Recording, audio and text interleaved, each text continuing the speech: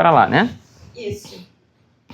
Então, primeiramente, bom dia a todos os presentes, público muito seleto. Nós escolhemos a dedo quem poderia participar aqui presencialmente e quem está nos acompanhando via Zoom ou via Moodle em qualquer horário, também seja bem recebido, seja dia, tarde, noite, o horário que você estiver vendo.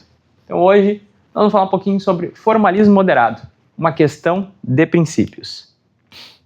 Aqui é minha apresentação, eu sou o Rodrigo Almeida Soares, atualmente sou o diretor da Escola do Legislativo, formado em Direito, pós-graduado em Direito do Estado pela FMP e já participei de grupo de pesquisa de Democracia e Administração Pública, tá? Mas vamos ao que interessa, que não é o meu currículo. O que é formalismo moderado? É um princípio administrativo que flexibiliza as exigências formais em processos, como licitações, para que prevaleça o interesse público e a eficiência, permitindo a correção de erros que não comprometem a validade do ato. Ele busca um equilíbrio entre o rigor necessário para a segurança jurídica e a flexibilidade, priorizando a substância da proposta sobre a mera formalidade. Eu odeio ler slide, mas eu li rapidamente para vocês, só para a gente poder destacar esses pontos aqui. Interesse público, eficiência, segurança jurídica. Do que a gente está falando aqui? A gente está falando de princípios. Então, formalismo moderado, assim como os demais, ele é um princípio. Então, a gente precisa, primeira coisa, saber o quê? Qual a diferença entre regra e princípio? Então, regras, tá? Elas são mandatos definitivos, que a característica delas é a aplicação, é a subsunção. Ou seja, quando a gente está falando de regra, é tudo ou nada. É como se a gente estivesse falando sobre o Código Penal. Ou é homicídio ou não é homicídio. Não é possível ser um homicídio e ao mesmo tempo ser outra coisa. Por quê? Porque outro tipo penal, daqui a pouco vai ser incorporado pelo homicídio, como acontece com a lesão. Porque a gente tem que concordar que, antes de eu conseguir matar alguém, eu lesionei aquela pessoa, impreterivelmente. Só que é um crime que é absorvido pelo crime maior. Da mesma forma, ou na verdade, de contrária forma, quando a gente fala sobre princípios, a gente não é uma aplicabilidade tudo ou nada. A gente está falando sobre uma aplicabilidade com ponderação, que é a forma característica de aplicação desses princípios. Quem está falando isso não sou eu, é o Robert Alexy. Tá? Isso daqui é uma teoria bastante antiga que vai nos ajudar a entender aí normas como um todo. Mas, novamente, por que é importante então de saber isso? Porque a partir do momento que princípios têm aplicabilidade ponderada, a gente pode aplicar um pouquinho de algum e um pouquinho de outro, até a gente chegar no nível necessário a aplicar aquela norma. Então, quais são os princípios que a gente está em jogo, basicamente? A legalidade, a vinculação ao edital, o julgamento objetivo, de um lado, e de outro, a razoabilidade e a seleção da proposta mais vantajosa. Quando a gente vai falar sobre a análise do formalismo, a gente coloca eles em conflito. Então, um lado vai disputar com o outro pela posição de maior relevância na decisão. Nesse caso, quando a gente está falando de formalismo moderado, aplicado principalmente a licitações, a gente tem que entender a que serve a minha licitação. Se eu entendo que a minha licitação ela é um instrumento e ele por si existe, então eu vou priorizar o quê? A legalidade, vinculação ao edital e o julgamento objetivo. Mas não é o caso.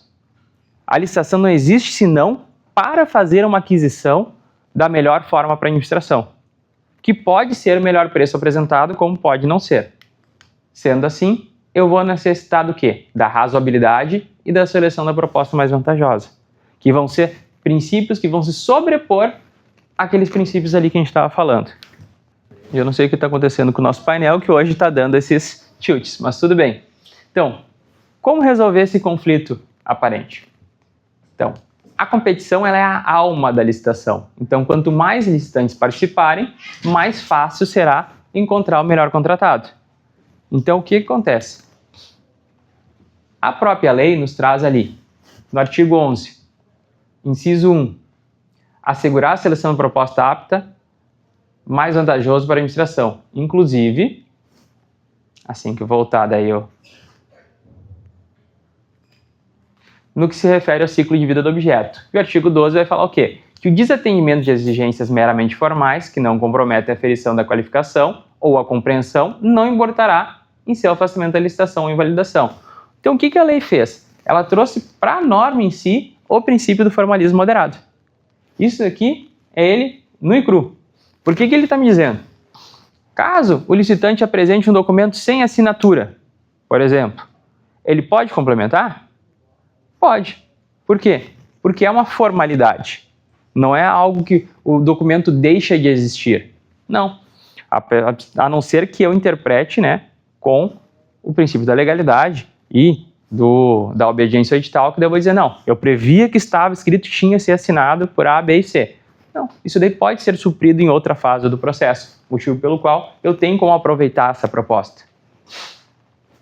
Assim, os processos não podem ter o formalismo como um fim, que foi o que eu estava falando para vocês, mas sim como um meio para que a gente possa chegar na proposta mais vantajosa. Só um segundo.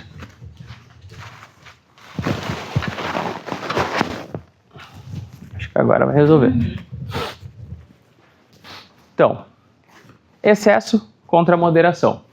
Então, o excesso de formalismo, ele acontece quando? Quando a gente desclassifica ou inabilita por erros mínimos que não afetam o julgamento, ou obscuridades que podem ser sanadas sem infringir o tratamento igualitário. Então, o que acontece aqui?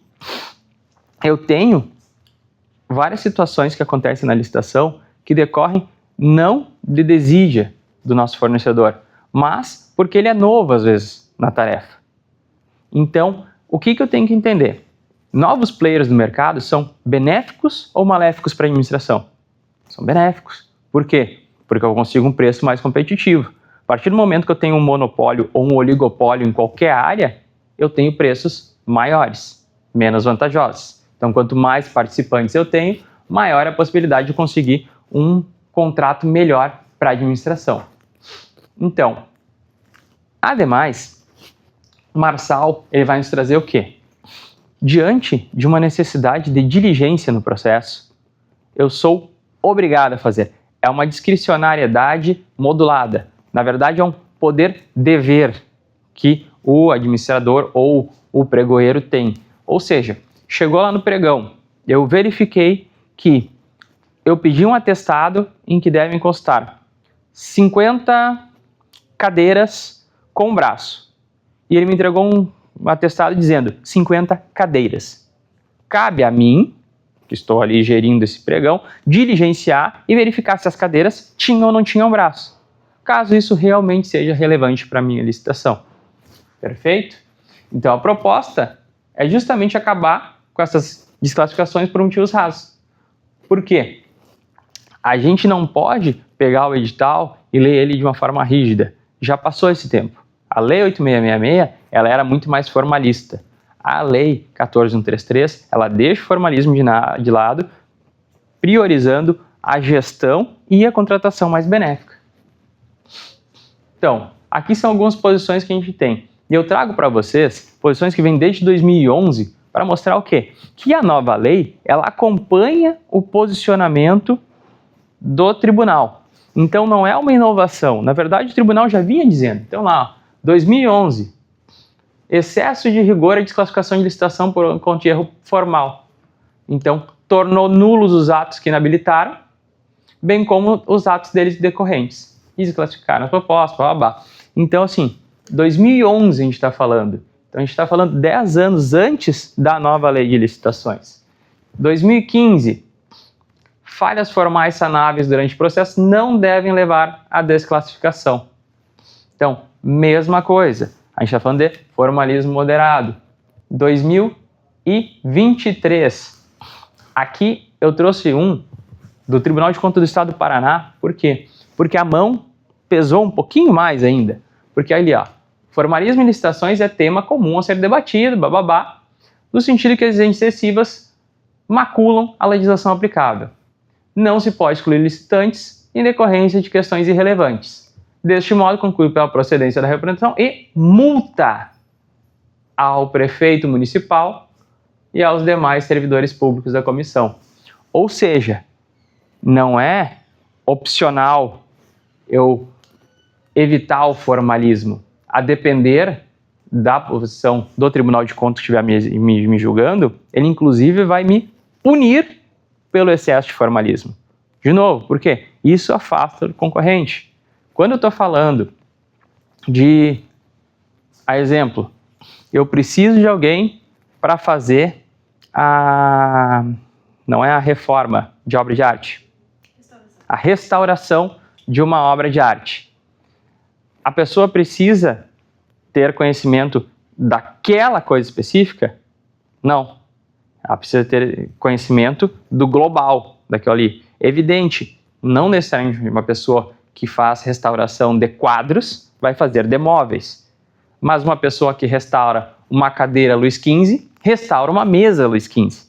Então me serviria. Então, a partir do momento que eu restringo demais esse universo, eu estou direcionando inadequadamente. E o mais recente aqui, que é o 6181 de 2025, mesma coisa, que a jurisprudência da corte é pacífica, prestigiando o formalismo moderado, repelindo a desclassificação por vícios formais. Então aqui eles acordaram, em recomendar ao Departamento Regional do SES e do Distrito Federal que em certames futuros estabeleça parâmetros objetivos para análise da comprovação da prestação de serviços pertinentes e compatíveis com o objeto licitado. O que aconteceu aqui? Eles pediram serviços muito específicos, ao invés de pedir a gama mais aberta. Então, quando eu falo de terceirização de serviço, eu não preciso que a pessoa já tenha terceirizado cooperagem especificamente. É terceirização de serviço. Então, se ele já terceirizou limpeza, ele vai conseguir terceirizar cooperagem. Por quê? Porque o que a gente precisa é uma empresa que faça a gestão dessa mão de obra, não apenas que já tenha prestado a cooperagem. Exemplos a evitar. Exigir documentos com validade muito curta que podem atrasar o processo. A exemplo, certidão de falências com validade de 30 dias. Certidão simplificada da junta comercial com validade menor do que o exercício. Por quê? Se ela entrou nesse exercício como MEPP, ela vai ficar até o final como MEPP. Então eu não preciso exigir dela uma certidão de 30, 60 dias. Não, é validade para o exercício e já está de bom tamanho. Até porque a certidão nada mais faz do que nos dar uma informação que já existe aonde? No balanço da empresa. Que a gente está falando aqui também de demandar certidões de declarações repetidas sem relevâncias. A partir do momento que eu tenho ali o balanço da empresa, que já diz que é simples, que tem todo o arcabouço, para que eu vou exigir mais uma certidão dela? É só para arriscar ela realmente não inserir e eu ter que desclassificar ela, eu pedir uma diligência e atrasar meu certame em razão disso. Desclassificar por pequenos erros formais sem chance de correção ou recurso. Isso daqui acontecia muito com planilha de custo. As pessoas já lançavam as suas planilhas e essas planilhas acabavam tendo algum erro ali de soma, de multiplicação, qualquer coisa. E antigamente, muitas empresas eram desclassificadas por isso. Hoje não. Hoje é oportunizada uma chance de correção dessas planilhas para adequar a planilha àquilo que a administração está precisando.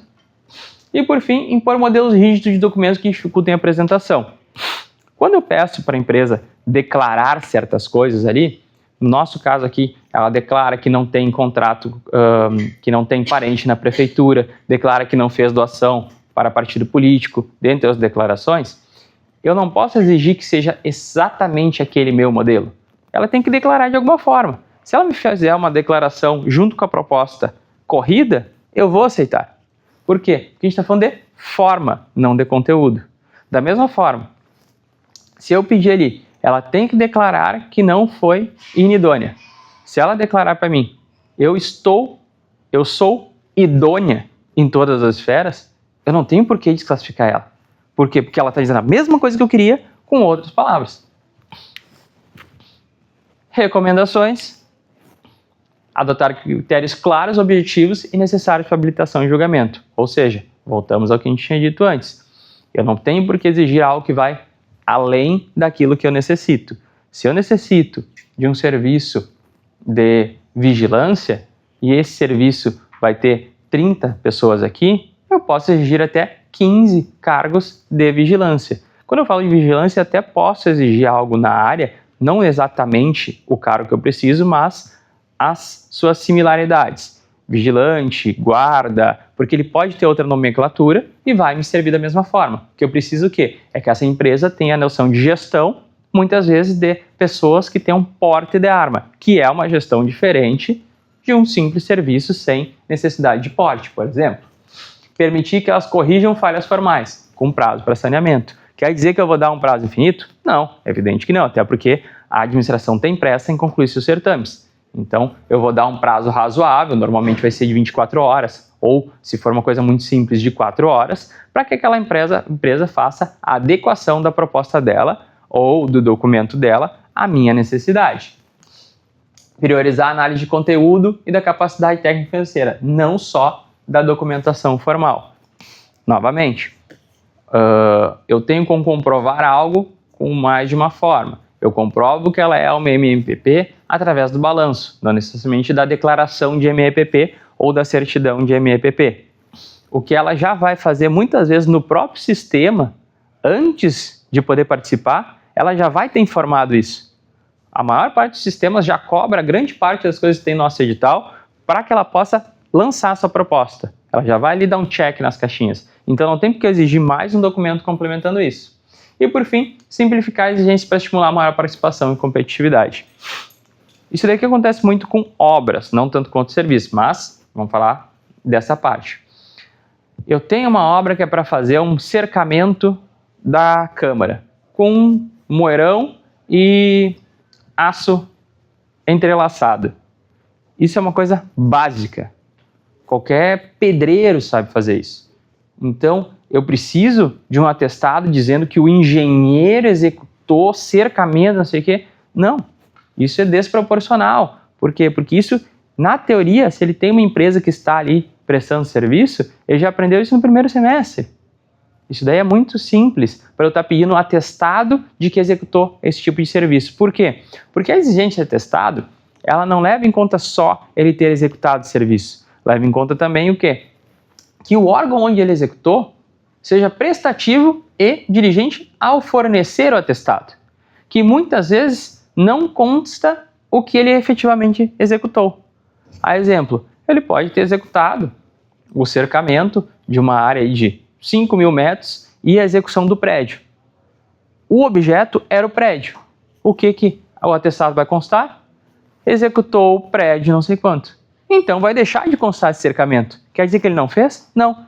Quer dizer que se eu pedir isso daí, ele vai ter que juntar o contrato, juntar a planilha, juntar o memorial para demonstrar que ele fez dentro daquilo ali. E daí a gente já vai ter que vir para outra seara, que é verificar, tá, mas por que não constou o cercamento? Porque ele não executou a contento ou porque esqueceram? Então, é uma exigência que, se tu for analisar, ela gerou mais causa ao meu certame do que um benefício.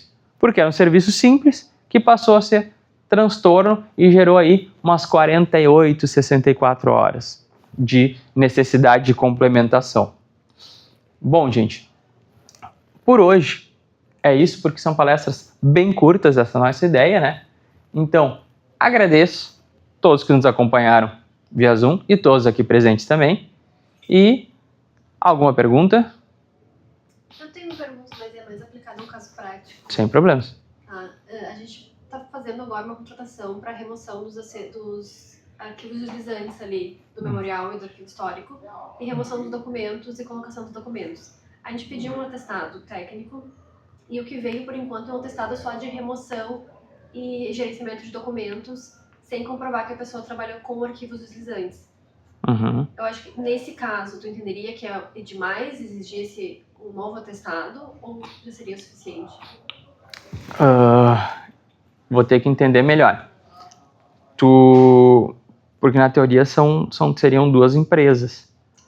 Porque tudo na mesma. Que é a manutenção do arquivo deslizante. Retirada, desmontagem e remontagem do arquivo deslizante e também a parte da retirada e recolocação do arquivo que está dentro. E o gerenciamento, enfim, colocar... Gerenciar os documentos. Isso, exatamente. Então, eu entendo que tem um equívoco aí porque são empresas de ramos diferentes. Quem trabalha com o manuseio do arquivo não necessariamente faz a gestão de documentos. Então, a empresa que vai lá e faz a entrega para ti não é a mesma que faz a gestão. Por isso que ela não vai ter como te apresentar o atestado. A não ser que desde a origem tu permita a subcontratação e que ela já te apresente o atestado da subcontratada. Daí vamos lá. Olha, a Ilíada que a gente está inserido para conseguir isso daí. Porque a empresa não necessariamente ela tem uma relação tão estreita com o fornecedor dela. Ela precisa que o fornecedor dela pegue um atestado, entregue para ela então apresentar na licitação. E isso o fornecedor dela tendo que dar orçamento para fulano, tendo que fazer execução de Beltrano. Então, assim, isso daí acaba dificultando muito o teu sucesso. Então, e eu acredito que nesse sentido aí, como foi pedido, né, a experiência nas duas áreas, eu não posso abrir mão da área do arquivo deslizante, porque se vocês pediram, é por quê? Porque o arquivo deslizante tem um custo alto e a manutenção dele é fina, digamos assim. Então ela é, exato. Então qualquer manuseio equivocado, eu vou perder muito patrimônio. Assim como a gestão documental equivocada vai perder um patrimônio imensurável. Por quê? Porque eu vou perder informação. Então, eu acho que talvez tenha sido um equívoco botar as duas coisas juntas. Tá? Nesse caso concreto. Bom, sendo assim, agradeço novamente a presença de todos, me despeço e aguardamos vocês para as próximas palestras que virão nos próximos dias. Tchau, tchau.